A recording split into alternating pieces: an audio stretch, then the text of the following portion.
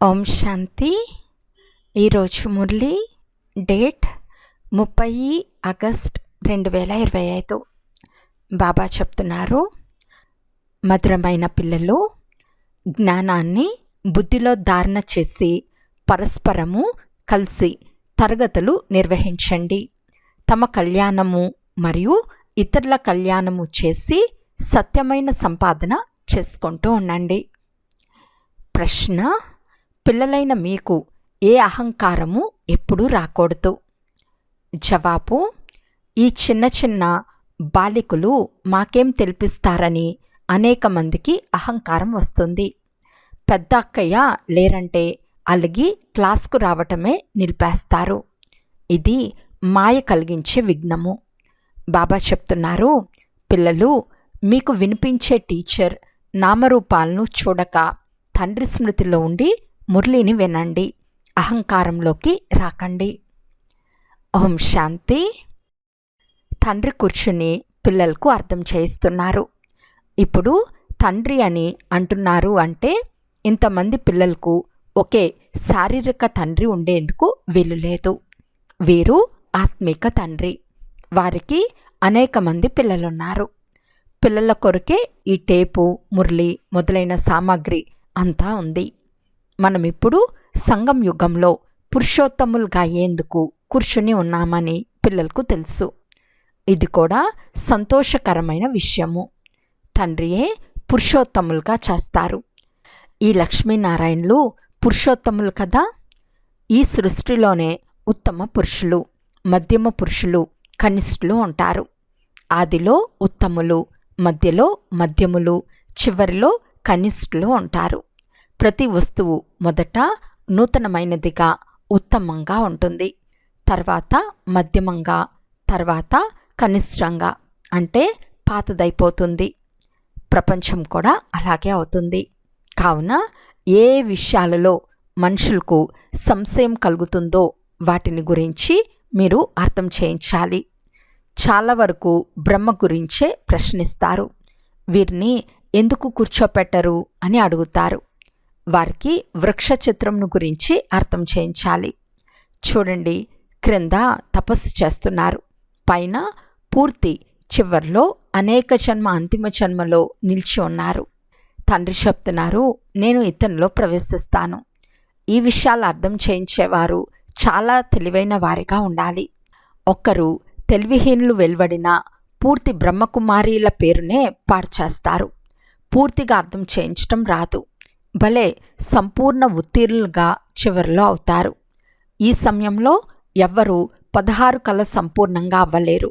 కానీ అర్థం చేయించటంలో తప్పకుండా నెంబర్ వారుగా ఉంటారు.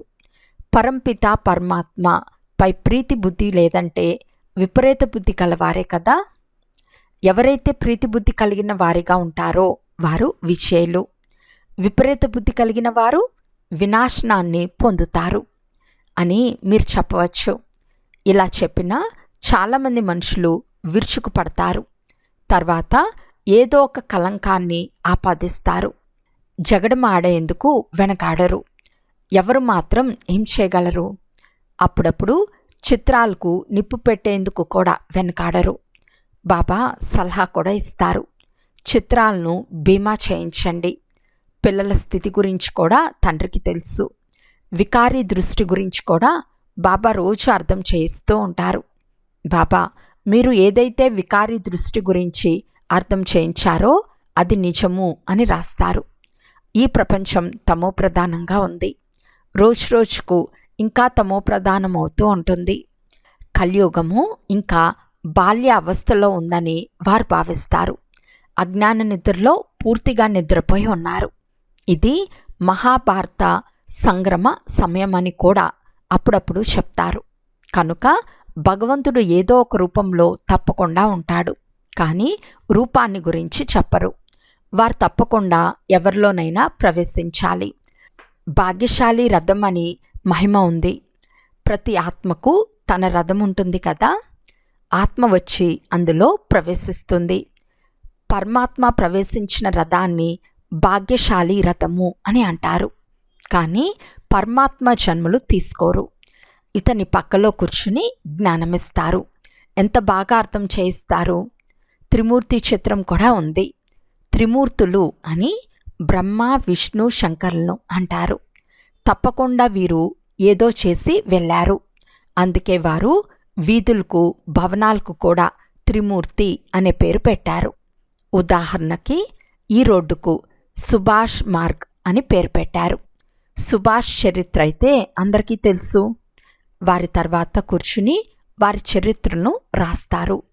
తర్వాత దాన్ని పెద్దగా చేస్తారు. గురునానక్ పుస్తకాన్ని ఎంత పెద్దదిగా చేశారు.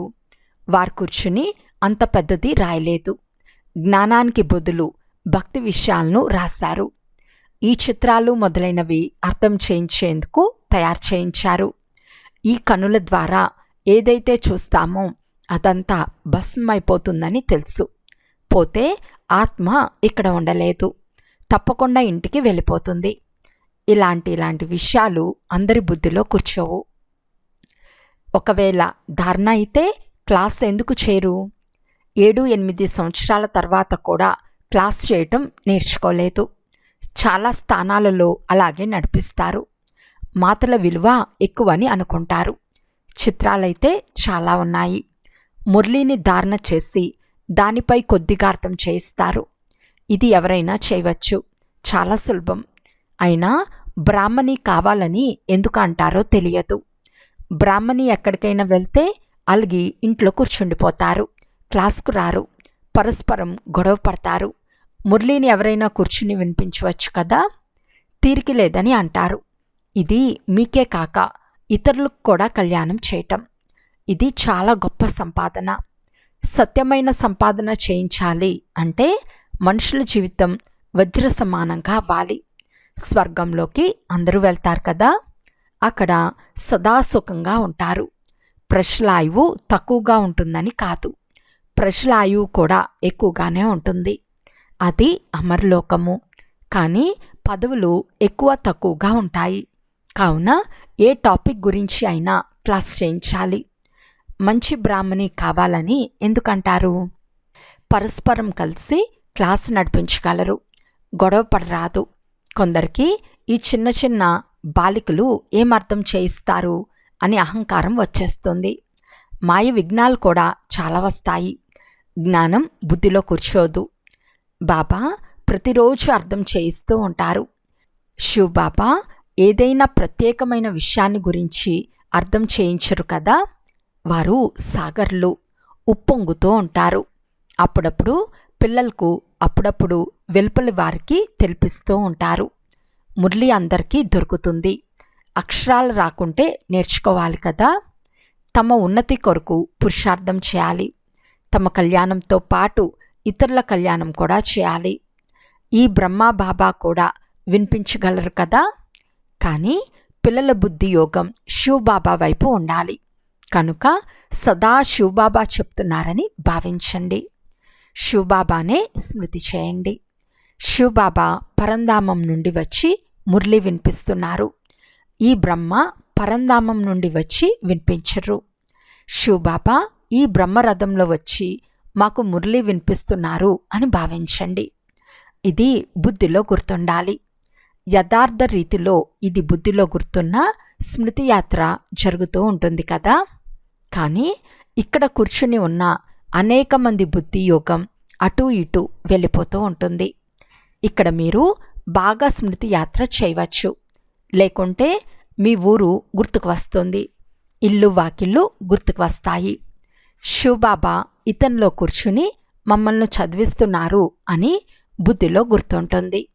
మేము శివబాబా స్మృతిలో మురళి వింటూ ఉండినాము, కానీ బుద్ధియోగం ఎక్కడికో పారిపోయిందని అంటారు. ఈ విధంగా చాలామంది బుద్ధియోగం ఎక్కడెక్కడికో వెళ్ళిపోతుంది. ఇక్కడ మీరు యాత్ర చాలా బాగా చేయవచ్చు.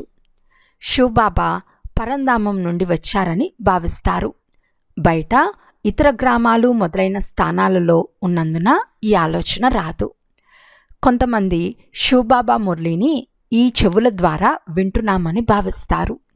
అలాంటప్పుడు వినిపించేవారి నామరూపాలు గుర్తు రాకూడదు.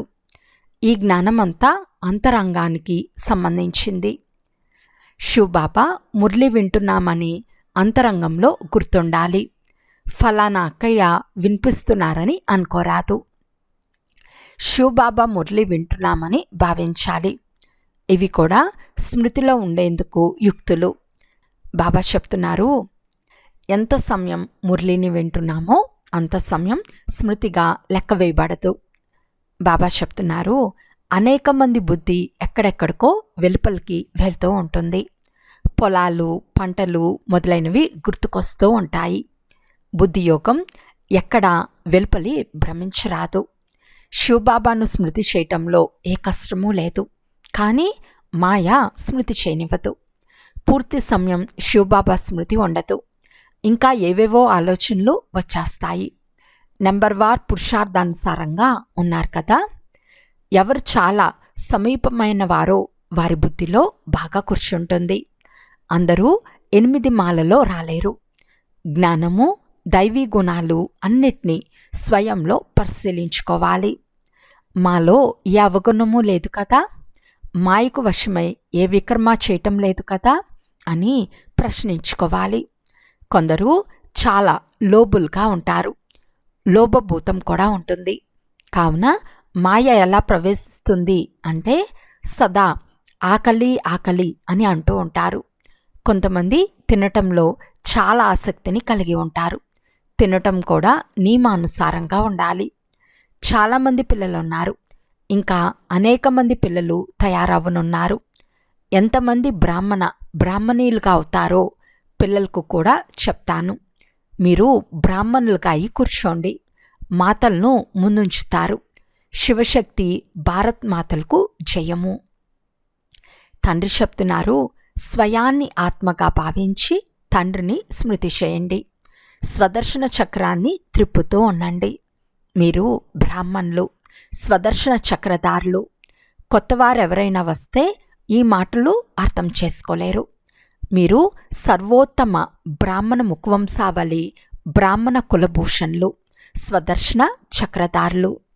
కొత్తవారెవరైనా వింటే స్వదర్శన చక్రం విష్ణుది కదా, కానీ మీరు ఈ స్వదర్శన చక్రం వీరందరిది అని చెప్తున్నారు, మేము అంగీకరించము అని అంటారు.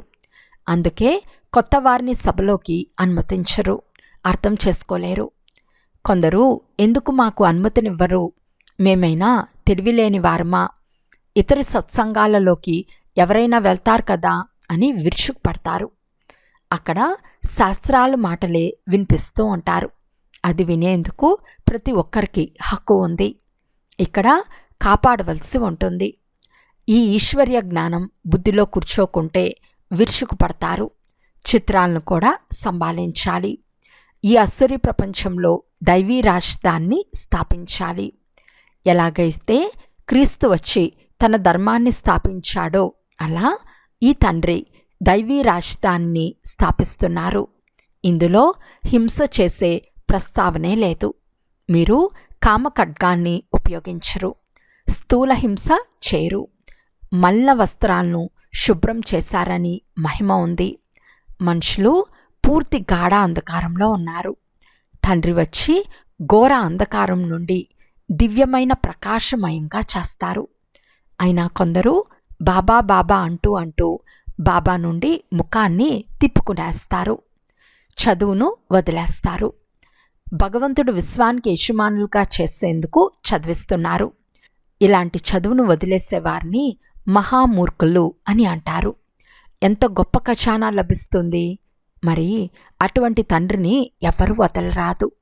ఒక పాట కూడా ఉంది, మీరు ప్రేమించండి లేక తిరస్కరించండి, మీ గడపను మేము ఎప్పటికీ వదలము. తండ్రి అనంతమైన సామ్రాజ్యాన్ని ఇచ్చేందుకే వచ్చారు. వదిలే మాటే లేదు. అయితే మంచి లక్షణాలు ధారణ చేయాలి. మా పురుషులు మమ్మల్ని చాలా సతాయిస్తున్నారు అని భార్యలు రాస్తారు. ఈ రోజుల్లో మనుషులు చాలా చాలా చెడుగా ఉన్నారు. చాలా జాగ్రత్తగా ఉండాలి.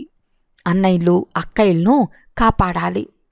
ఆత్మలైన మనం ఎటువంటి పరిస్థితి వచ్చినా తండ్రి నుండి వారసత్వం తప్పకుండా తీసుకోవాలి. తండ్రిని వదిలేస్తే వారసత్వం సమాప్తమైపోతుంది. నిశ్చయబుద్ధి కలవారు విజయులుగా అవుతారు. సంశయ బుద్ధి కలవారు నశిస్తారు. తర్వాత పదవి చాలా కనిష్టమైపోతుంది. జ్ఞానాన్ని ఒక్క జ్ఞానసాగరుడైన తండ్రి మాత్రమే ఇవ్వగలరు. మిగిలినంతా భక్తి. ఎవరు ఎంతైనా తమను జ్ఞానిగా భావించినా వారి వద్ద కేవలం శాస్త్రాల జ్ఞానం మరియు భక్తి జ్ఞానం ఉందని తండ్రి చెప్తున్నారు. సత్యమైన జ్ఞానమని దేనిని అంటారో ఇది కూడా మనుషులకు తెలియదు. అచ్చా, మధురాతి మధురమైన అపురూపమైన పిల్లలకు మాతాపిత బాప్దాదాల ప్రియ స్మృతులు మరియు గుడ్ మార్నింగ్. ఆత్మిక పిల్లలకు ఆత్మిక తండ్రి నమస్తే. ఆత్మిక తండ్రికి ఆత్మిక పిల్లల యొక్క ప్రియ స్మృతులు మరియు నమస్తే నమస్తే నమస్తే. ధారణ కొరకు ముఖ్య సారము. ఫస్ట్ పాయింట్, మురళీని వినే సమయంలో బుద్ధి యోగం వెలుపల భ్రమించటం లేదు కదా అని పరిశీలించుకోవాలి. మేము శివబాబా మహావాక్యాలు వింటున్నామని సదా స్మృతిలో ఉండాలి. ఇది కూడా స్మృతి యాత్రే అవుతుంది. సెకండ్ పాయింట్, మాలో జ్ఞానము, యోగము మరియు దైవీ గుణాలున్నాయా అని స్వయాన్ని పరిశీలించుకోవాలి. లోభభూతం లేదు కదా, మాయకు వశమై ఏ వికర్మ చేయలేదు కదా అని స్వయాన్ని ప్రశ్నించుకోవాలి. ఈరోజు వరదానము. నిమిత్త భావము యొక్క స్మృతి ద్వారా అలషడ్ని సమాప్తం చేసే సదా అచల్ అడోల్ భవ. నిమిత్త భావం ద్వారా అనేక ప్రకారాల మైపన్ మేరాపన్ అంటే నేను నాది సహజంగానే సమాప్తమైపోతుంది. ఈ స్మృతి అన్ని ప్రకారాల అలజడి నుండి విడిపించి అచల్ అడోల్ స్థితిని అనుభవం చేస్తుంది. సేవలో కూడా శ్రమ చేయాల్సిన పని ఉండదు. ఎందుకంటే నిమిత్తంగా అయ్యేవారి బుద్ధిలో సదా నేను ఏం చేస్తానో నన్ను చూసి అందరూ చేస్తారు అని ఉంటుంది. సేవకు నిమిత్తంగా అవ్వటం అనగా స్టేజ్ పైకి రావటం. స్టేజ్ వైపు స్వతహాగానే అందరి దృష్టి వెళ్తుంది. కనుక ఈ స్మృతి కూడా రక్షణ సాధనంగా అవుతుంది. స్లోగన్. అన్ని విషయాలలో న్యారా అంటే అతీతంగా అయితే పరమాత్మ తండ్రి యొక్క సహాయము అనుభవం అవుతుంది. అవ్యక్త సూచన. సహజ యోగులుగా అవ్వాలి అంటే పరమాత్మ ప్రేమ యొక్క అనుభవీలుగా అవ్వండి. వర్తమాన సమయంలో భ్రమిస్తున్న ఆత్మలకు ఒకటేమో శాంతి కావాలి, రెండవది ఆత్మిక స్నేహం కావాలి. అన్ని చోట్ల ప్రేమ మరియు శాంతుల ఆభవమే ఉంది. అందువలన ఏ ప్రోగ్రాం చేసినా అందులో మొదట తండ్రి సంబంధం యొక్క స్నేహాన్ని మహిమ చేయండి. తర్వాత ఆ ప్రేమతో ఆత్మల సంబంధాన్ని జోడించిన తర్వాత శాంతిని అనుభవం చేయించండి. ప్రేమ స్వరూపం మరియు శాంతి స్వరూపం రెండిటి బ్యాలెన్స్ ఉండాలి. అచ్చా, ఓం శాంతి.